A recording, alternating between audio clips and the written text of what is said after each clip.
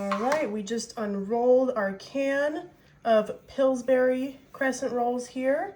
And what we're doing here is just placing this in the bottom of our ungreased 9x13 baking dish.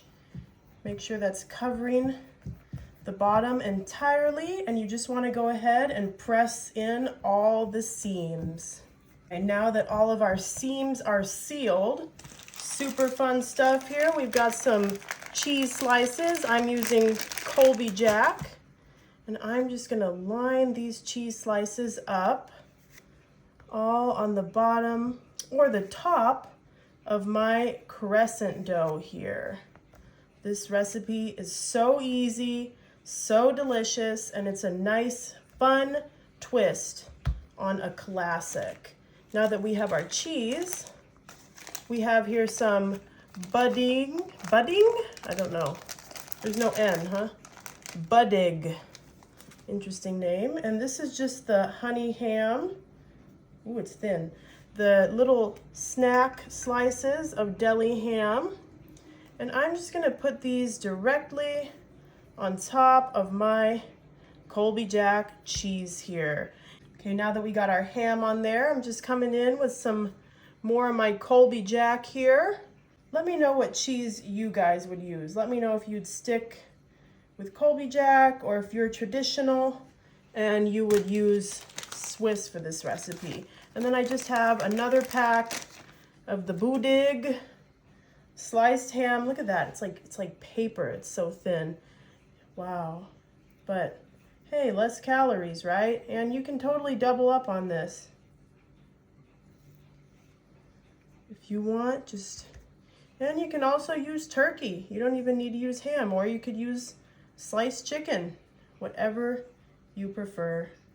Okay, so I ended up using 3 packages of those little ham slices. And now we need to go ahead and open up another one of our crescent roll cans here, because we are making some delicious sliders and we need a top layer here.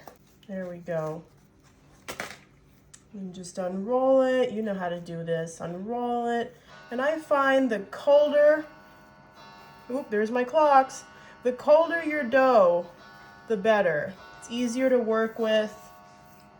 It'll go less funky on you. And then we just need to press these seams together again.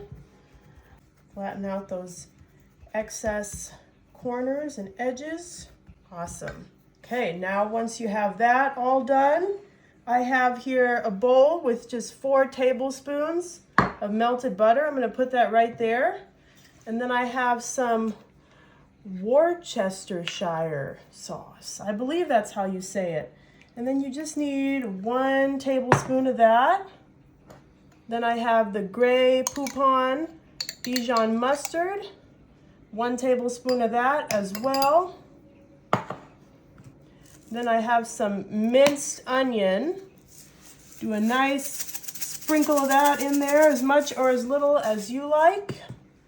Then you're just gonna go ahead and mix that all together real quick. It's gonna create a delicious, glaze that we're gonna put on top of our sliders. Ooh, it's gonna be so yummy. Oh yeah. All right, there we go. It comes together so quick and there's so much flavor in this. You have to do this part. I know you're like, oh, Dijon mustard. Yep, I'm telling you. That is the secret, the Dijon. And then, keep making a mess. We're gonna take our brush here and we're just gonna pour this all over the top. Get it all out. And I just have my culinary paintbrush here. Oh my God, I'm making a mess.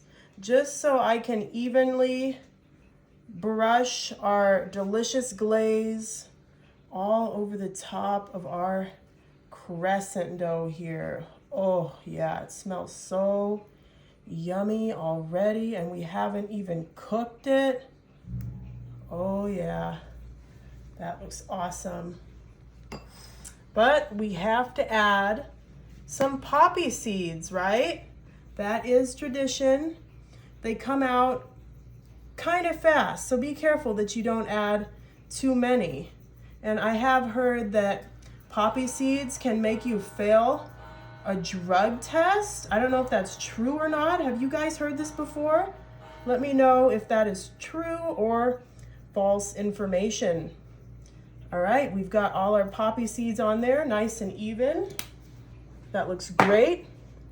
We're all ready to put this in the oven at 350 for 40 to 45 minutes.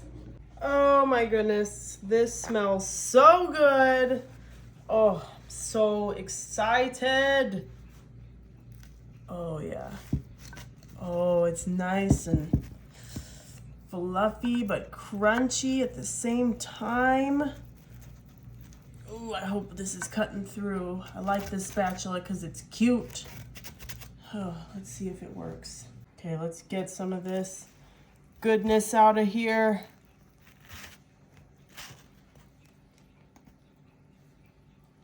Oh, look at that, you guys. A delicious, cheesy slider. Okay, stop. Action.